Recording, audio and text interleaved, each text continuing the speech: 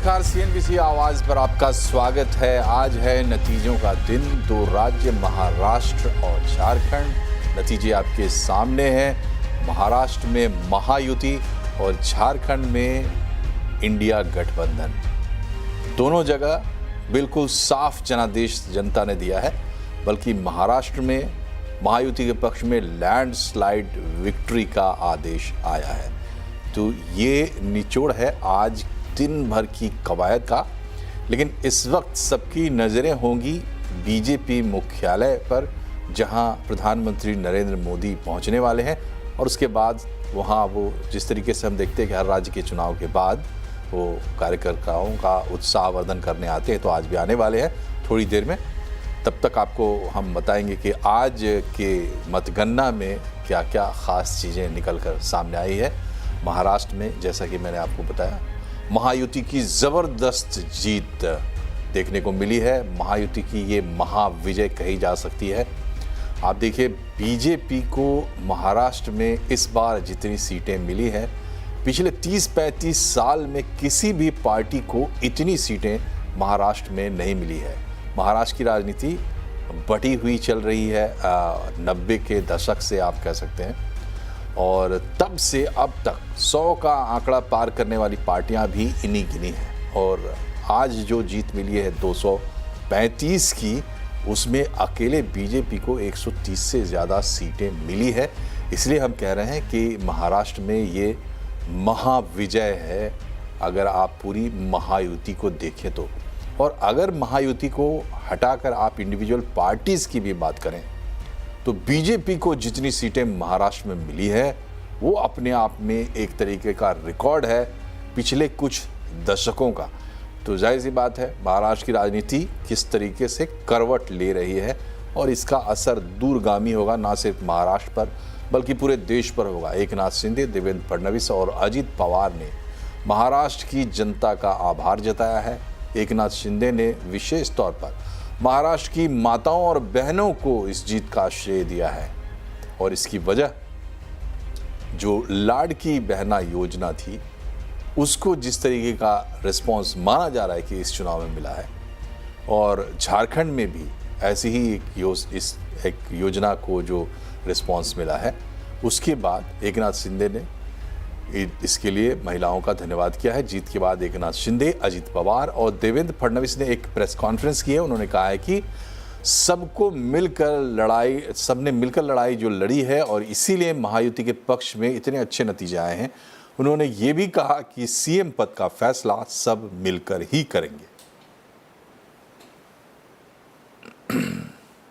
जनता ने आज बता दिया है, असली नकली में मैं जाऊंगा नहीं, लेकिन बाला साहब ठाकरे जी की विचारधारा वाली जो शिवसेना है, शिवसेना भाजपा की गठबंधन वाली जो शिवसेना है, एक विचारधारा वाली शिवसेना, आज लोगों ने तय कर लिया है।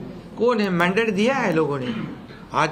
अभी तो मुझे लगता है वो तो अभी उनको तो हम कैसे रोकेंगे, वो तो और कुछ ना कुछ बोलते रहेंगे। लेकिन जनता की अदालत में जाने के बाद उनको भी दिखाया है और हमें भी दिखाया है।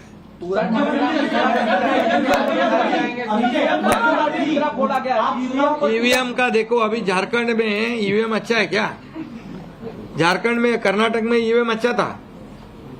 जब भी अभी वो लोग पहले जब जीतने के बाद बोलते ईवीएम अच्छा है, इलेक्शन कमिश्नर अच्छा है, वो लोग तो सुप्रीम कोर्ट तक तो उनको सलाह मशवरा देते उनको।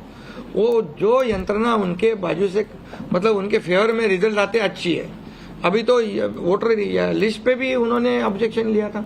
तो जब हार जाते हैं तो बोलते ये यंत्रणा खराब है, जीतते तो बोलते अच्छा है। ऐसा कैसा है? अरे भैया, अभी हम लोग, अभी तो आंकड़े भी आने के अभी चालू है ना, काउंटिंग चलो है। अभी होने के बाद हमारी तीनों पार्टियां बैठेगी। हमारे जैसे आपको बताते हैं, जैसे हमने सीटों का बंटवारा हुआ, हमें कोई मतभेद हमारे में नहीं थे। आज भी कोई मतभेद नहीं है। हम हमारे वरिष्ठ और हम लोग बैठकर उसके ऊपर निर्णय लेंगे। बच्चे हैं नई सरकार को लेकर के, तो क्या कब तक दावा पेश करेंगे गवर्नर के पास? अरे आम्ही करू ना, कब तक दावा पेश करेंगे गवर्नर के पास? क्योंकि अब 26 तारीख जो है वो डेट पिछली बार हुआ था, 5 साल पूरा होगा, समय पे सब बराबर होगा। पहले तो तीनों पार्टियां अपना अपना नेता चुनती है, अभी रिजल्ट ही आने का है। रिजल्ट आने के बाद सारे एमएलए को बुलाना पड़ता है, अपने अपने पार्टी का नेता चुनते हैं, उसके बाद ये प्रक्रिया होती है। आप बिल्कुल चिंता मत करिए, तीनों पार्टियां साथ में बैठकर और अठौली जी का भी मशवरा हम लेंगे और इसका निर्णय करेंगे। तो चुनाव के बाद जो परिणाम आए हैं और उसका जो रिफ्लेक्शन आप कह सकते हैं, तीनों नेताओं के चेहरे पर आप देख सकते हैं जो इत्मीनान और जो ताजगी इनके चेहरे पर है, वो अपने आप में सारी कहानी बता रही है। हमारे साथ वरिष्ठ पत्रकार शेखर अय्यर जुड़ गए हैं और हमारे सहयोगी विवेक गुप्ता भी जुड़ गए हैं। विवेक लगातार चुनाव कवर करते आ रहे हैं और इनके चेहरे पर भी आप देख सकते हैं कि संवाददाताओं पर, पत्रकारों पर चुनाव का क्या दबाव रहता है। विवेक, क्या चल रहा है इस वक्त मुंबई में? मनोज, देखिए पूरी जो है वो तैयारी हो चुकी है महायुति की। 231, जी हाँ 231 जो है वो विधायक आए हैं महायुति में और 45 विधायक आए हैं महाविकास अघाड़ी में। यानी कि जो कहा जाए कि महाराष्ट्र में 288 विधानसभा सीटें हैं, जिसमें लीडर ऑफ अपोजिशन के लिए भी कम से कम किसी पार्टी को 29 विधायकों की जरूरत होती है। महाविकास अघाड़ी में किसी भी पार्टी के पास 29 विधायक भी नहीं है। सबसे ज्यादा अगर कोई बड़ी पार्टी है महाविकास अघाड़ी में तो वो है उद्धव ठाकरे की शिवसेना, जो महज 20 विधायकों पे आके अटक गई है। 15 पे कांग्रेस है और 10 पर शरद पवार गुट है। अब हालत ऐसी हो गई है कि महाराष्ट्र में विपक्ष के नेता के पास इतने नंबर नहीं है कि वो विपक्ष का नेता चुन सके।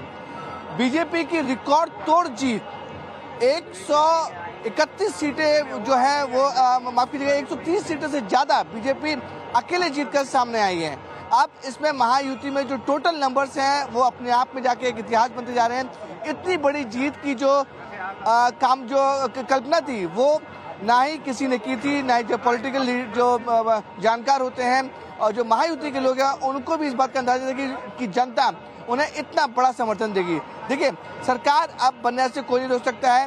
अब जो सूत्रों से जानकारी मिल रही है कि 25 या 26 तारीख को मुंबई के वानखेड़े स्टेडियम में शपथ ग्रहण होगा और जो जानकारी ये सामने आ रही है कि बीजेपी नंबर 1 पार्टी है, तो माना जा रहा है कि बीजेपी के सबसे बड़े नेता महाराष्ट्र के देवेंद्र फडणवीस वो सीएम पद की शपथ ले सकते हैं और 1+2 का फार्मूला वो कंटिन्यू रहेगा। यानी कि 2 डिप्टी सीएम आने वाले दिनों में भी देखे जा सकते हैं। एक deputy CM NCP Ajit Pawar गुट से होगा और दूसरा डिप्टी सीएम जो होगा वो शिवसेना शिंदे कैंप से होगा। तो 1+2 का फार्मूला ये कंटिन्यू किया जा रहा है और बताया जा रहा है कि देवेंद्र फडणवीस शपथ सीएम की ले सकते हैं। इस समय हम मुंबई के जो बीजेपी हेडक्वार्टर है वहां पे मौजूद हैं और देखिए किस तरीके से यहाँ पे कुछ देर पहले तैयारी की गई थी, बड़ा जल्लोष किया गया था, बहुत ज्यादा सेलिब्रेशन हुआ था और बड़े बड़े पोस्टर्स यहाँ पे लगाए गए हैं कि किस तरीके से महायुति रिकॉर्ड तोड़ के साथ अपने वापस में आई है और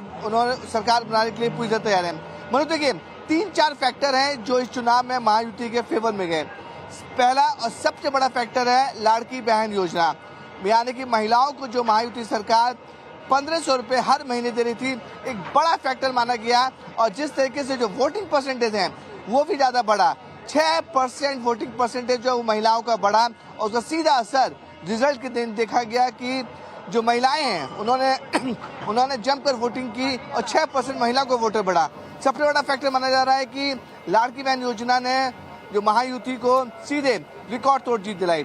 दूसरा सबसे बड़ा फैक्टर बताया जा रहा है कि आरएसएस के नेताओं ने और कार्यकर्ताओं ने मैन टू मैन मार्किंग की और पिछले 2 से 3 महीने तक वो काफी ज्यादा ग्राउंड लेवल पे काम। हमारे केंद्रीय मंत्री जितने हैं उन्होंने भी महाराष्ट्र के चुनाव में यहाँ पर हमें सहयोग किया है और यहाँ पर हमेशा आदरणीय प्रधानमंत्री जी का आशीर्वाद महाराष्ट्र सरकार पे रहा है और यहाँ पर डबल इंजन की सरकार काम कर रही थी। यहाँ पर जो विकास के काम हो गए उसमें भी केंद्र सरकार का बहुत बड़ा योगदान रहा है। अगला मुख्यमंत्री आप नहीं बनोगे ऐसा चला बरा अगला मुख्यमंत्री विवेक, एक बार फिर से आपके पास लौटते हैं। देखिए, अभी एकनाथ शिंदे की बाइट हम दिखा रहे थे, लाइव बाइट थी, उस पर संवाददाताओं ने उनसे पूछा कि क्या आप मुख्यमंत्री नहीं बनेंगे, ऐसी खबरें आ रही है, तो उन्होंने इस सवाल का जवाब नहीं दिया, आगे बढ़ गए। विवेक, आप कह रहे थे कि बहुत संभावना है कि देवेंद्र फडणवीस ही शपथ लेंगे, तो इसके ग्राउंड्स क्या है? आपको ये कहाँ से ये बात कैसे पता लगी है? क्या कार्यकर्ताओं में बातचीत चल रही है या कुछ ठोस निकल कर आया? मनोज, देखिए, जो महायुति में सबसे बड़ी पार्टी है वो बीजेपी उभर के आई है। 130 सीटों से ज्यादा उनके विधायक इस बार जीत के आए हैं। तो सूत्रों से जानकारी मिल रही है कि इस जीत के पीछे महाराष्ट्र में अगर कोई सबसे बड़ा फेस है वो है देवेंद्र फडणवीस। हालांकि जो प्रभारी थे, जो यूनियन मिनिस्टर से अश्विनी वैष्णव और भूपेंद्र यादव ने भी काफी ज्यादा मेहनत की, ग्राउंड लेवल पे बहुत ज्यादा मेहनत की, लेकिन बीजेपी का जो बड़ा फेस है देवेंद्र फडणवीस, और यही माना जा रहा है कि सीएम पद की शपथ वो ले सकते हैं। क्योंकि इस बार देखिए, ये शुरू से माना जा रहा था कि अगर महायुति जीतती है, जो सबसे बड़ी पार्टी होगी उसी का सीएम होगा, ऐसी जानकारी शुरू से थी और ऐसा आंकलन शुरू से लगाया जा रहा था।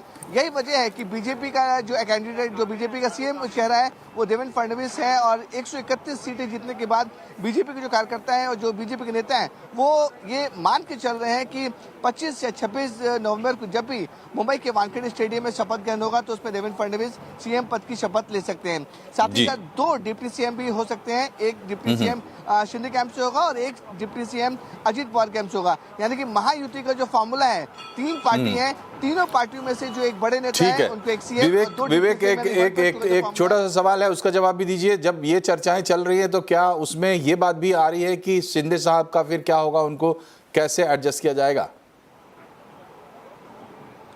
बिल्कुल सही कहा मनोज आपने। देखिए, ये हर हाल में एडजस्ट करना पड़ेगा। देखिए, महायुति में 3 पार्टियां हैं, तीनों पार्टियों को कहीं ना कहीं एक बड़ा पद और बड़ा पोर्टफोलियो देना होगा। इसलिए ये जानकारी मिल रही है कि 1+2 का जो फॉर्मूला है वो कंटिन्यू रहेगा। 1 सीएम और 2 डीसीएम महाराष्ट्र में फिर से देखे जा सकते हैं। महायुति इसी फॉर्मूले पे चल रही है और जब कुछ दिन पहले जब शपथ ग्रहण होगी मुंबई के वानखेड़े स्टेडियम में, तो वहां पर पूरी तरह से क्लियर हो जाएगा, ऑफिशियल हो जाएगा कि ये जो फॉर्मूला है जो महायुति लेके चल रही है वो जनता के सामने पेश करेगी। ठीक है शेखर जी, आपने सुनी ये बातचीत। देखिए, अभी थोड़ी देर पहले तक सवाल ये हो रहे थे प्रेस कॉन्फ्रेंस में भी कि कौन होगा मुख्यमंत्री, कैसे तय होगा, वगैरह वगैरह, लेकिन अभी रिपोर्टर्स ने सीधा सवाल किया कि सुनने में आ रहा है कि आप नहीं होंगे मुख्यमंत्री शिंदे साहब से। तो शेखर जी, आपको क्या लगता है, वहीं बढ़ रहा है मामला? नहीं, मुझे नहीं लगता है कि इस तरह कोई बड़ा परिवर्तन इस समय बीजेपी करेगी, क्योंकि आगे जाके नगर निगम चुनाव भी है, कई बहुत सारे चुनौतियां हैं। मुझे लगता है कि जिस चेहरे और जिस नेतृत्व के साथ चुनाव में गए हैं, अब मुझे नहीं लगता कि इस वक्त भारतीय जनता पार्टी की टॉप लीडरशिप इस समय कोई ये करेगा।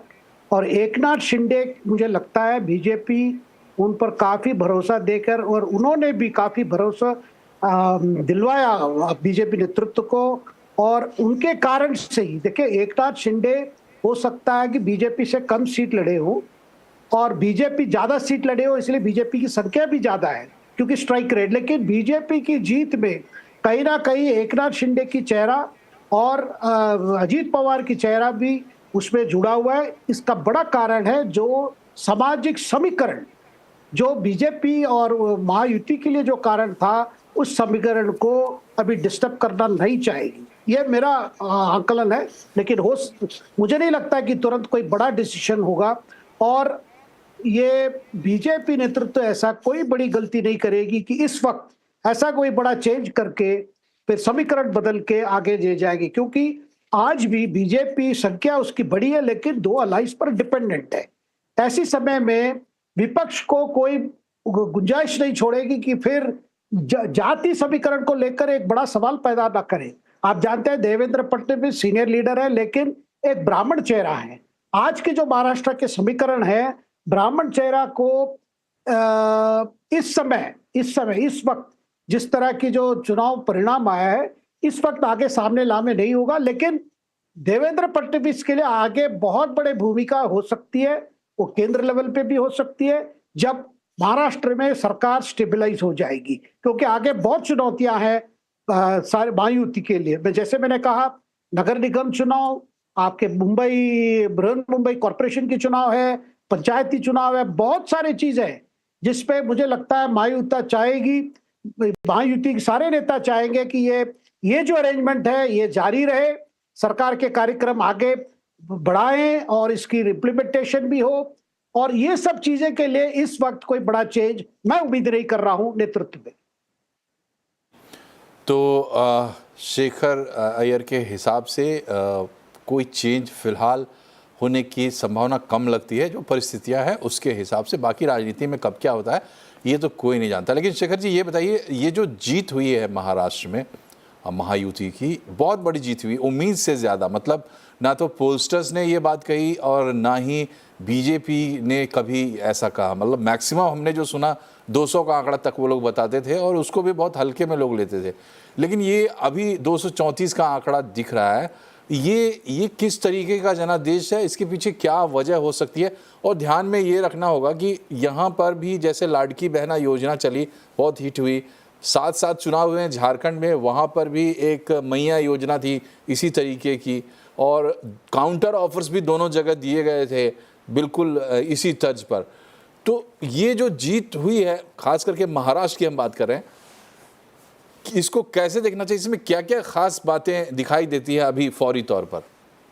देखिए, आपने जैसे मेंशन किया, महिला शक्ति का बहुत बड़ा इसमें योगदान है, खास करके लाडली बहन योजना जो मध्य प्रदेश का मॉडल यहाँ पे जो इम्प्लीमेंट हुआ, और जितनी जल्दी से जो इम्प्लीमेंट, देखिए फैसले लिए गए थे जुलाई में, के बाद तुरंत उसका रोल आउट हुआ, और मतलब चुनाव से पहले, चुनाव डेट घोषित होने से पहले कम से कम 2 करोड़ महिलाओं को ये पैसे उनके खाते में पहुंच गया है। ये एक प्रकार से एक आश्वासन दिया महिला वोटर्स को, जो सरकार कह रही है, जिस कार्यक्रम की बात कर रही है वो रोल आउट हो चुका है, वो जो कर रही है, ये एक सबसे बड़ा इम्पैक्ट है। उसके साथ साथ आपने देखा होगा, लगातार जो मराठा आरक्षण का जो आंदोलन था वो बीजेपी के खिलाफ था, इसलिए बीजेपी ने सारे पूरे ताकत लगा के उसको काउंटर करने के लिए उसने अपनी ओबीसी जो बेस है उससे पूरा संपर्क रख के, ओबीसी नेताओं के साथ लगातार वार्तालाप करके, एक प्रकार से मोबिलाइजेशन करके, और मराठा के नेता के एक चेहरे के लिए उन्होंने एकनाथ शिंदे को भी सामने दिखाकर, और अजीत पवार भी एक सहयोगी के सामने दिखाकर, उन्होंने उसको, उस जो मराठा समुदाय में जो गुस्सा था कि आरक्षण उनके लिए नहीं हो पा रहा है, और कहीं ना कहीं उस आंदोलन के पीछे भी विपक्ष के बड़े नेता उसके पीछे थे, ये वो टारगेट कर रहे थे देवेंद्र फडणवीस को, ताकि बीजेपी को नुकसान हो, लेकिन वो विफल हुआ। इसलिए विफल हुआ, उस एजिटेशन का एक काउंटर रिएक्शन हुआ ओबीसी में। देखिए, लगातार महाविकास आघाड़ी का जो मेन बेस था, मराठा समुदाय की सपोर्ट, दूसरा दलित समुदाय की सपोर्ट, और तीसरा मुस्लिम की सपोर्ट या माइनॉरिटी सपोर्ट, और यहाँ पे ज्यादातर ओबीसी और दलित का था। और लोकसभा चुनाव में जो बीजेपी को जो नुकसान हुआ था विपक्ष के जो प्रचार से, कि जैसे प्रधानमंत्री की तीसरा कार्यकाल शुरू होगा तो जो दलितों के लिए, आदिवासियों के लिए जो ये है आपके आरक्षण है वो खत्म हो जाएगा, वो जो कैंपेन बड़ा नुकसान किया, केवल उत्तर प्रदेश में नहीं महाराष्ट्र में भी। उस कैंपेन को काउंटर करने के लिए आपने देखा होगा इस बार बहुत लगातार सिस्टमेटिक काउंटर कैंपेन शुरू हुआ था, वो भी बड़ा फैक्टर है। और तीसरा फैक्टर मैं बताना चाहता हूं, ये जो कांग्रेस और उनके सहयोगी दल ने बड़ी गलती की, ये उलेमा और बाकी जो मुस्लिम संगठन की तरफ से जो एक आह्वान दिया गया था कि भाई आप एमवीए को जिताओ, बीजेपी को हराओ, और बीजेपी समर्थक से कोई ये मत रखो, इस तरह की जो कैंपेन जो किया गया महाविकास आघाड़ी के पक्ष में, वो बैकफायर हुआ है, जिसके वजह से हमारे उत्तर प्रदेश मुख्यमंत्री जब योगी जी ने महाराष्ट्र में जाके आह्वान दिया कि बटोगे तो कटोगे, उसका रेसोनेंस हुआ। और क्योंकि ये एक प्रकार से ओपनली खुलेआम एक कॉल देना कि भाई आप इनको काउंटर कर रहे हो, इनको हराओ, ये उसका ऑटोमेटिक काउंटर हो गया कि उसके तुरंत एक दूसरा मोबिलाइजेशन हुआ। मैं मानता हूं कांग्रेस को इस तरह की उलेमे का सपोर्ट को ये करना चाहिए था, कहना चाहिए भाई हम कोई धर्म का आधार पर सपोर्ट नहीं ले रहे, हम सबके लिए काम करें, लेकिन हमने देखा इसको क्लैरिफाई करने के जगह इन्होंने इसको स्वीकार किया, वेलकम किया, जो भी उसके लिए काउंटर हुआ। और दूसरी बात, यहाँ पे राष्ट्रीय स्वयं संघ की तरफ से भी जो बिहाइंड द सीन जो काम है, वोटर्स को जागरूक करना, उनकी महिला जो विंग है वो भी घर घर जाके जो इश्यूज है, जो देश के सामने जो समस्या है, महाराष्ट्र के सामने जो समस्या है, इसके बारे में उन्होंने जिस तरह जाके एजुकेट करने का ये किया। और ये जो आह्वान था कि आप आके मतदान दो, वोट आके वोट करो, जिसके वजह से आपने देखा 5-6% वोट बढ़ी है पिछले विधानसभा चुनाव से तुलना में। तो कॉम्बिनेशन फैक्टर रहा। और सबसे लास्ट मैं बताना चाहता हूं, ये जो क्लैरिटी आई, देखिए नेतृत्व को लेकर बड़ा क्लैरिटी था। यहाँ पे एकनाथ शिंदे मुख्यमंत्री है, देवेंद्र फडणवीस उप मुख्यमंत्री है, अजीत पवार उप मुख्यमंत्री है, एक कॉम्बिनेशन, एक टीम है। और बार बार जब सवाल किया गया था, आपने मुझे एक पर्टिकुलर इवेंट मुझे याद है जहां पे एकनाथ शिंदे के उपस्थित पर, अजीत पवार के उपस्थित पर देवेंद्र फडणवीस से सीधा पूछा गया कि आपके मुख्यमंत्री कैंडिडेट कौन है। तब देवेंद्र फडणवीस ने कहा हम तो एकनाथ शिंदे हमारे मुख्यमंत्री हैं, उनके नेतृत्व में चुनाव लड़ रहे हैं, तो हमारे सामने तो एक मुख्यमंत्री हैं। एक प्रकार से बड़ा क्लियर था भाई, इसको लेकर कोई विवाद नहीं, आगे कौन मुख्यमंत्री बनेगा एक औपचारिक तौर पर हम लोग मिलेंगे, जो बात आज भी कह रहे हैं। आज भी आपने जो बैठ दिखाया था वही था कि भाई हम मिलेंगे, बात करेंगे। तो लीडरशिप में कंफ्यूजन नहीं था। लेकिन महाविकास अघाड़ी में डे 1 से जैसे डेट का ऐलान हुआ, सीटों को लेकर बड़ी जबरदस्त जंग लग गई। आपने देखा होगा कि जब कांग्रेस की तरफ से ये थे कि भाई वो मैक्सिमम सीट लड़ेंगे, तब उद्धव ठाकरे की तरफ से यही था डिमांड, भाई हम भी 100 सीट लड़ेंगे। और हमारे संजय राउत जी ने कहा भाई हम सिक्सर मारते जाएंगे और हमारी सीट बढ़ते जाएगी, जो सीट हम लड़ेंगे। क्योंकि जब शरद पवार ने राहुल गांधी को सजेस्ट किया, देखिए हमें मुख्यमंत्री प्रोजेक्ट करना है, हमें उद्धव ठाकरे को प्रोजेक्ट करना है, क्योंकि उद्धव ठाकरे की तरफ से भी एक डिमांड था। क्योंकि सहानुभूति मेरे लिए मिली थी लोकसभा चुनाव में, क्योंकि मेरे लोग एकनाथ शिंदे और ये बीजेपी के बलबूते पे मेरी पार्टी को तोड़े, मेरे सिंबल ले लिए थे, इसलिए मुझे प्रोजेक्ट करेंगे तो ज्यादा सिंपैथी मिलेगा। शरद पवार भी उस पक्ष में थे, लेकिन कांग्रेस और राहुल गांधी खास करके कोई कमिटमेंट देना नहीं चाहते थे कि भाई हम कैसे ये करें कि उद्धव ठाकरे को सीएम बनाएंगे, क्योंकि हम बड़े पार्टी है। तो उनका फॉर्मूला खुलेआम था, भाई जिसकी जितनी सीट होगी उतनी हक होगी मुख्यमंत्री बनाने का। वो भी एक प्रकार से कंफ्यूजन हुआ।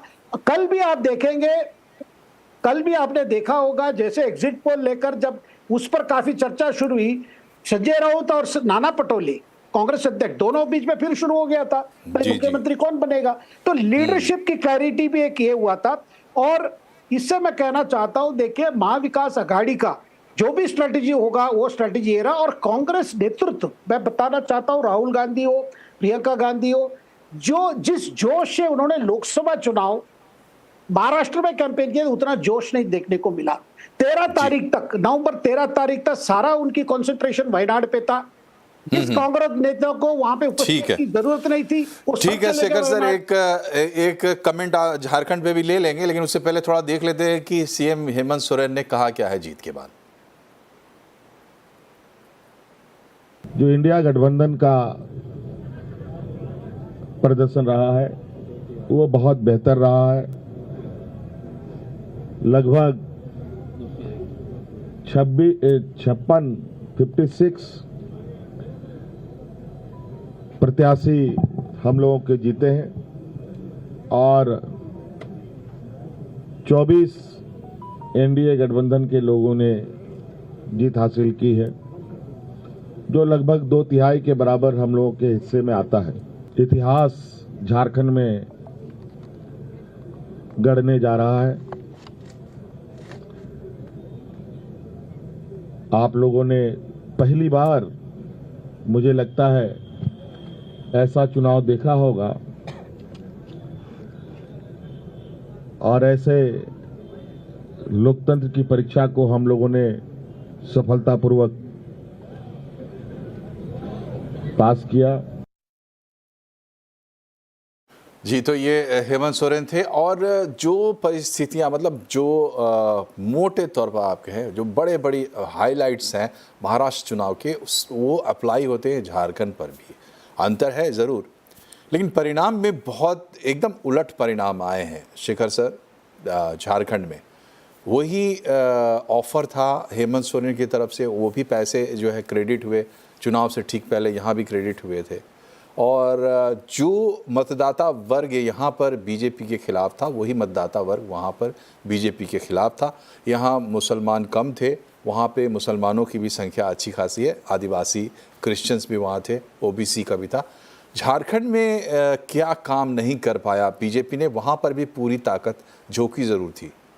बिल्कुल, देखिए झारखंड में जो परिस्थिति लोकसभा समय पर जो परिस्थिति बनी थी वो परिस्थिति बिल्कुल बदली नहीं। आपने देखा होगा जो 14 लोकसभा सीटों में से बीजेपी को कोई भी जो आदिवासी क्षेत्र से उनकी जीत नहीं मिली थी, ज्यादातर जनरल सीटों में मिली थी। उसके बाद भी जो सिंपैथी हेमंत सोरेन के लिए, क्योंकि उन पर कार्रवाई हुई थी, ईडी रेड्स हुए थे, वो जेल गए थे, वो एक जो जनजाति की जो सिंपैथी उन पर जो वो प्राप्त किए उनकी कैंपेन में, वो कैंपेन लोकसभा चुनाव में भी हमने देखा वो बरकरार रहा। उस सपोर्ट को ये तोड़ नहीं पाए। जब इनकी तरफ से इस बार कई आदिवासी नेता सामने आए थे, आपके बाबूलाल मरांडी थे, चंपई सोरेन जो झारखंड मुक्ति मोर्चा में थे वो भी यहाँ शामिल हुए थे। इसके बावजूद जो एक अलायंस रही है, सोशल अलायंस, यानी आदिवासी, मुस्लिम और दलित और बाकी जो पिछड़े, ये वाला जो कॉम्बिनेशन वो बीजेपी उसको तोड़ नहीं पाई। इसका कारण मुझे लगता है कि हेमंत सोरेन को और सोरेन परिवार को जो सिंपैथी मिला था वो सिंपैथी बरकरार रही। मुझे लगता है वहां पे और ज्यादा काम करना होगा और बीजेपी के लिए भी एक आत्मचिंतन की समय है कि कैसे वहां पे ये जो पहले जो आदिवासी सपोर्ट इनके पास थी, एक समय तो बीजेपी और जेएमएम एक अलायंस थे, उसमें बाद में अलग अलग हुए, फिर जेएमएम जाके कांग्रेस के साथ हुआ। और एक चीज नोट कीजिए, देखिए कांग्रेस का बड़ा कंट्रीब्यूशन नहीं है वहां पे झारखंड में। कांग्रेस का बस वो साथी है, इसलिए वो बेनिफिट मिले, लेकिन अपने बल पे झारखंड मुक्ति मोर्चा ने अपनी वोट परसेंटेज बढ़ाई भी है, सीटें भी बढ़ाई है। तो 2019 में जो परिस्थिति थी विधानसभा में, वही परिस्थिति से और बेहतर हुआ है झारखंड मुक्ति मोर्चा के लिए। और ये जो बातें थी कि भाई घुसपैठ आ रहे हैं, एक तरफ जो माइनॉरिटीज यानी रोहिंग्या की जो घुसपैठ की बात हो रही थी, दूसरी तरफ जो पलायन हो रहे हैं, जो आदिवासी जो है जनता जो है वो जो बाहर जा रहे झारखंड से बाहर क्योंकि नौकरी के लिए, वो भी एक फैक्टर था कि लगातार वहां बेरोजगारी जो बड़ी समस्या है वो भी एक फैक्टर था। कुल मिला देखा जाए जो स्ट्रेटेजी महाराष्ट्र में काम की वैसे स्ट्रेटेजी झारखंड में दिखाई नहीं दी। जी, तो ये बीजेपी के लिहाज से महाराष्ट्र में जहां आप कह सकते हैं महाविजय, वहीं झारखंड जो है वो बीजेपी के हाथ में नहीं आ पाया। हेमंत सोरेन उसको बचा पाने में सक्सेसफुल रहे और ऊपरी तौर पर जो एनालिसिस हो रही है वो तमाम बातें हमने आपके पास रखी, लेकिन विधानसभा चुनाव में इंडिविजुअल सीट्स पर पार्टीज़ ने क्या परफॉर्म किया, क्या मुद्दे चले, ये बहुत मायने रखते हैं। झारखंड इसका एक स्टडी केस हो सकता है। जैसा शेखर जी ने कहा, लोकसभा चुनाव में जो तस्वीर थी उसके हिसाब से झारखंड में 54 सीटें बीजेपी को जा रही थी, लेकिन वो 54 की 54 सीटें नहीं कन्वर्ट हुई। कुछ सीटें ज़रूर ऐसी हैं जहां पर बीजेपी अपना वोट बरकरार रखने में कामयाब रही झारखंड में, लेकिन बाकी सीटों पर ऐसा नहीं हो पाया। तो चुनाव है, परिवर्तन होते रहते हैं और ये अध्ययन का विषय है। फिलहाल इस बुलेटिन में इतना ही। शेखर जी, आपका बहुत बहुत शुक्रिया हमसे जुड़ने के लिए। नमस्कार।